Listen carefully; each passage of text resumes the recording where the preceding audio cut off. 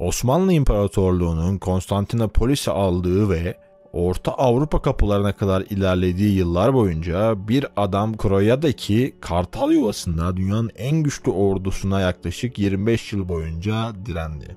1405 yılında bir Arnavut derebeyinin 4. oğlu olarak dünyaya gelen İskender Bey en iyi ihtimalle adını dönemin Balkan ileri gelenlerinden biri olarak tarihe yazdırmayı umabilirdi. Ancak bunun çok ötesine geçecekti. Tehlikeli koşulların ve askeri dehasının birleşimi onu bir Pan-Avrupa ikonuna, askeri bir timsali ve ulusal direniş simgesine dönüştürürdü. Birçok genç Rönesans ve Rönesans sonrası Avrupalı sanatçı onun yaptıklarını kutlamış, İngiliz şairler de onun ününü kolayca kabul ederek Sir Edmund Spenser'ın deyimiyle onu Osmanlı'nın belası olarak adlandırmışlardır. 18. yüzyıl kahramanı General James Wolfe onu savunmadaki küçük ordusunu yönetmede eski ve yeni tüm subaylardan üstün bir komutan olarak nitelendirmiştir. Yakın dönemdeki İngiliz biyografi yazarları bile ona saygı ve hayranlık duymaktadır. Bunlardan biri olan Henry Atkinson, İskender Bey için sahip olduğu imkanlar yetersizdi. Bunlar sarp bir dağın yamacında Kartal Yuvası gibi duran bir kale, hiçbir zaman 20.000'i geçmeyen silahlı adam ve gerilla tarzı süvari operasyonlarını yürütmekteki dehasısıydı ifadelerini kullanmıştır. İhanet. İskender Bey günümüzde Kuzey Makedonya toprakları içinde bulunan Derbe'de doğmuştu. Ancak hayatı Kroyaka Kalesi ile ayrılmaz bir şekilde bağlantılı hale geldi. Yakındaki Adriyatik denizine bakan Kroyaka günümüzde hak ettiği şekilde Balkanların balkonu olarak adlandırılır.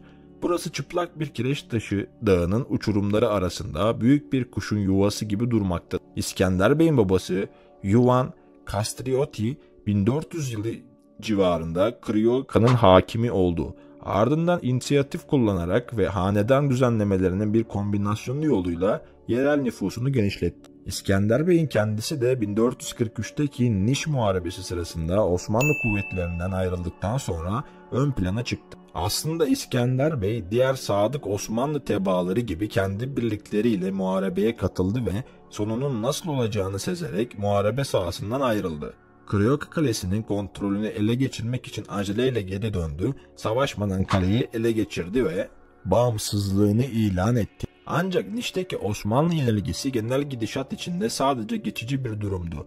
Örneğin daha sonraki yıllarda Sokullu Mehmet Paşa Osmanlı yenilgilerini sakalın kesilmesine benzetecek, tranştan sonra sakalın daha gür çıkacağını söyleyecek. Nitekim hemen ertesi yıl Hristiyan ordusu Varna Muharebesi'ne yenildi ve Osmanlı'ya karşı düzenlenen bu Haçlı Seferi sona erdi. Şimdi Osmanlı'nın taraf değiştiren İskender Bey'i cezalandırmaya yöneleceği açıktı. Osmanlı'nın kırbacı. Bu arada bölgede kendisini cezalandıracak bir kuvvetin olmadığını fark eden İskender Bey, Elbasan yakınlarındaki Petrella Kalesi'ni ve diğer birkaç kaleyi daha ele geçirdikten sonra doğuda Osmanlılar ile sınır teşkil eden yerde durdu. İskender Bey'in toprakları artık Müslümanlardan temizlenmişti ve uzun yıllar sonra Arnavutlar tarafından yönetiliyordu. Mart 1444'te Leş'te yerel liderlerden oluşan bir koalisyon kurarak 12.000-18.000 kişilik oldukça büyük ama hiç de etkileyici olmayan bir orduyu muharebe meydanına sürdü. Bu büyük güçle yaklaşan Osmanlı seferini karşılamaya hazırlandı. 1444 yılında Ali Paşa komutasındaki bir ordu İskender Bey ile etkin bir şekilde ilgilenmek üzere bölgeye gönderildi. İskender Bey Osmanlı kontrolündeki Torviol Ovası'nda bu orduyla karşılaşmak üzere harekete geçti. Anlatılanlara göre yaklaşmakta olan Ali Paşa önünde İskender Bey'in ortasında olduğu ve sanki savaşmaktan ziyade müzakere etmeyi umuyormuş gibi duran oldukça zayıf, yarım daire şeklinde bir atlı birliği gördü. Ancak Ali Paşa böyle elverişli koşullar altında konuşmayı sevmiyordu. Her zaman büyük olan küçük olanı yutar diyerek şafak vakti cepheden taarruz emri verdi. Ancak tam İskender Bey'in zayıf kuvvetlerine ulaşmak üzereyken ormandan çıkan Arnavut süvarileri Osmanlı ordusunu önden ve arkadan kuşattı. Bunun ardından kan gövdeyi götürdü. Öğleden sonra İskender Bey'in ordusu 8.000 Osmanlı askerini öldürmüş ve 2.000'ini de esir almıştı. Ancak İskender Bey'in biyografi yazarları tarafından verilen bu rakamlar kesinlikle çok abartılıyor ve 100'e değilse de 10'a bölünmelidir. Yine de Bu muharebe Arnavutlar için kesin bir zaferdi ve bölgeye yeni mütevazi ama cesur bir oyuncu getirdi. Ertesi yıl Sultan II. Murat, Firuz Paşa komutasında 15.000 kişilik bir başka orduyu Üsküp'ten bölgeye gönderdi. Firuz Paşa önceki seferde yapılan hatalardan kaçınmak için ordusunu Üsküp'ten Prizren'e taşıdı ve Karadirin Vadisi'nden hızla geçerek düşmanına doğrudan Kroya'da baskın yapmayı hedefledi. Ancak İskender Bey bunun olacağını gördü ve hızla birkaç bin adam topladı. Bu sayı Prizren'in çevresinde böyle bir amaç için biçilmiş kaftan olan sayısız dar geçidin bir kısmında rakibinin kuvvetini pusuya düşürmek için fazlasıyla yeterliydi. Yaşanan bu olayların ardından Osmanlı Sultanı'nın artık İskender Bey'e karşı ordunun başına geçmeyi düşündüğünü, ancak birliklerinin büyük kısmını Arnavutluk yaylalarına konuşlandırdığı zaman Macarların kendisine karşı harekete geçebileceğinden korkarak bundan vazgeçtiğine inanılmaktadır. Bunun üzerine 1446'da başka bir paşasını, Mustafa Paşa'yı Arnavut yıllık istilası haline gelen bu sefere gönderdi. Mustafa Paşa hem meydan muharebesinden hem de pusulardan kaçınması ve savaşın külfetini İskender Bey'in topraklarına taşıması için talimat verilmişti. Bunu yapabilmek için Osmanlı ordusu artık yavaş ama güvenli bir şekilde ilerliyor, yerel gerillaların eylemlerini etkisiz hale getirmek için yol boyunca ekinleri yakıyordu.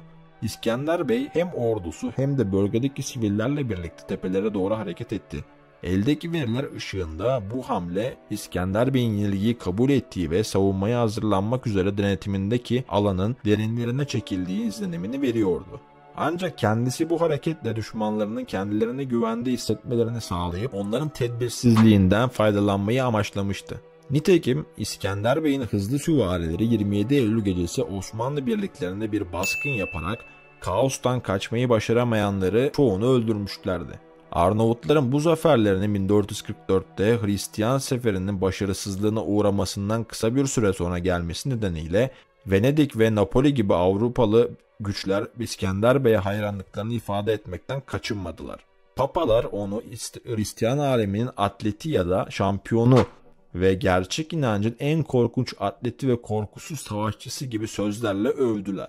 Ancak bu güzel sözlere rağmen bazı mali ve lojistik destek dışında İskender Bey ve onun yanında dağlarda savaşan askerlerin sürdürülebilir ve uzun vadeli varoluşunu sağlamak için yeterli yardımda bulunmadılar. Dahası 1448'deki 2. Kosova Muharebesi'nde Hristiyan koalisyonunun yenilgiye uğratılması Osmanlı ordusunun bütün gücüyle artık İskender Bey'in üzerine yüklenebileceği anlamına geliyordu. Sultan'a gelince bir önceki seferin başarısızlığı yeterince açık olmadıysa 3. başarısızlık açıkça göstermişti ki hasmıyla bizzat uğraşmak zorunda kalacaktı. Sultan ile karşı karşıya. Mart 1949'da Arnavutluk'ta o güne kadar görülmüş en büyük Osmanlı kuvveti Krioya'ya doğru ilerliyordu ve ne kadar akıllıca planlanmış olursa olsun hiçbir manevrayı ya da pusuyu bu kuvveti hedefine ulaşmaktan alıkoyamazdı. Osmanlı ordusu için 150.000 civarında abartılı rakamlar verilse de bu mızraklı, büyük güzlerle donatılmış süvariler ile kılıçlı ve kalkanlı piyadelerden oluşan ve aralarında sultanın sadık, yeniden teşkilatlanmış yeniçerilerinin de bulunduğu muazzam bir güçtü. İnsanlar dua etmek ya da kaderlerine ağıt yakmak için kiliselere koştu. İskender Bey Krioya'yı takviye etti ve burayı Kont Vrana'nın ellerine bırakarak askerleriyle birlikte tebaasını başka yerlere yerleştirmeye, ayrıca topraklarının tam önünde yer alan ve arazisini kolay ulaşabileceğini engelleyen Sventingre Kalesi'ne yardım etmeye gitti. Eğer Kroya İskender Bey'in başkenti ise Sventingrad da onun kapısıydı. Sventingrad'ı savunanlar şiddetle savaştı. İskender Bey onlara yardım etmek için süvarileriyle baskın şeklinde taarruzlar yapsa da bunlar rahatsızlık vermekten başka işe yaramadı. Sventingrad yıllarca dayandı ve sonunda belirsiz koşullar altında Osmanlılara yenik düştü. Sultan artık iç bölgelerinde Krioya'ya doğru güvenli bir geçiş sağlamıştı ki bu büyük bir başarıydı. Bununla birlikte sefer mevsimi sona ermişti ve Krioya'ya ulaşamadan Edirne'ye döndü. Daha sonra 2. Murat yaklaşık 160.000 kadar asker develerinin sırtında taşınan küçük toplar ve büyük topları yerinden dökmek için gerekli olan pirinç ve diğer metalleri yükleyerek Kroya'nın aşılmaz duvarlarını yıkmaya gitti. Bu malzemelerin 200 ve 600 librelik gülleleri atan toplar dökülecekti. Söz konusu uygulama muharebe sahası içerisinde yenilikti. İskender Bey ile Virena'yı bir yıl yetecek erzakla kalede bırakarak düşmanı mümkün olduğunca taciz etmek için süvarileriyle birlikte tepelere doğru hareket etti. 2 hafta süren topçu ateşlerinin ardından nihayet büyük bir gedik açıldı ve Osmanlı askerlerine genel taarruz emri verildi. Ancak taarruz devam ederken İskender Bey ve süvarileriyle hatların içerisinde dalmayı ve Osmanlı ordugahındaki pek çok kişiyi öldürmeyi başardı. Bu çatışmalar sırasında neredeyse kendi hayatını kaybediyordu. Bir görgü tanığına göre kalkanı o kadar hırpalanmıştı ki şekli zorlukla seçilebiliyordu. Osmanlı ordusu takip eden haftalarda 2 kere daha taarruz ettiyse de başarılı olamadı. Askerlerini İskender Bey'in baskın tarzındaki saldırıları karşısında zayıf kaldıklarını fark eden 2. Murat etrafa dikkatli bir şekilde muhafızlar mevzilendirdi ve büyük kuvvetler konuşlandırdı. Hatta İskender Bey'in harekete geçeceği varsayılan tarafa bazı toplar gönderdi. Ancak İskender Bey miğferine boşuna yaban keçisi boynuzu takmamıştı. O bir şekilde hemen düşmanların arasına sızarak muhafızların dikkatine başka bir yöne çekmeyi ya da tuzağa düşürüp onlara zarar vermeyi başarıyordu. Pusu kuranlara pusu kuruyor ve kuşatanları kuşatıyor, böylece düşmanı sürekli şaşırtarak morallerini bozuyordu. Ancak bu arada kendi birlikleri de kayıp veriyordu ve sultandan çok daha az adamı vardı. Ancak aradan 6 ay geçmesine rağmen Kroya hala ayaktaydı. Bu şartlar altında 2. Murat sonunda ordusundan geriye kalanları topladı ve Ekim ayında yenilgiyi kabul ederek Edirne'ye doğru yola çıktı. Kroya'da yapılan kutlamaları kısa süre sonra şehrin surlarına onarma faaliyetleri takip etti. Herkesin kabul edebileceği gibi Osmanlı ordusunun yaşadığı başarısızlığın 2 temel nedeni vardı. Birincisi, başka yerlerdeki Hristiyan çağdaşlarının aksine İskender Bey, hafif süvarilerini küçük birlikler halinde ve büyük bir hızla tepelerde hareket edecek şekilde tepelerin yakınlarında konuşlandırmış, cephe halinde muharebe etmekten ve açık muharebe sahalarından kaçınarak düşmanını sürekli takip etmeyi başarmıştı. İkincisi, Kroya Tepe'nin zirvesinde yer alması da bir kartal yuvası gibi eşiğini inşa edildiği dağın neredeyse bir parçası gibiydi. Söylenenlere göre bu kalenin surlarında bir delik açmak için en büyük silahlarla aynı noktaya onlarca isabetli atış yapılması gerekiyordu. Ancak bu silahlar günde sadece birkaç kez kullanılabiliyordu. Üstelik bunlar hedefleri için olduğu kadar kullanıcıları için de aynı derecede tehlikeli, hassas olmayan ve istikrarsız silahlardı. Başka bir deyişle Osmanlı ordusu sadece Arnavutlarla değil, doğanın zorluklarıyla da savaşıyordu. Osmanlı'nın sahip olduğu teknik üstünlük önündeki zorluklar karşısında yine yetersiz kalıyordu.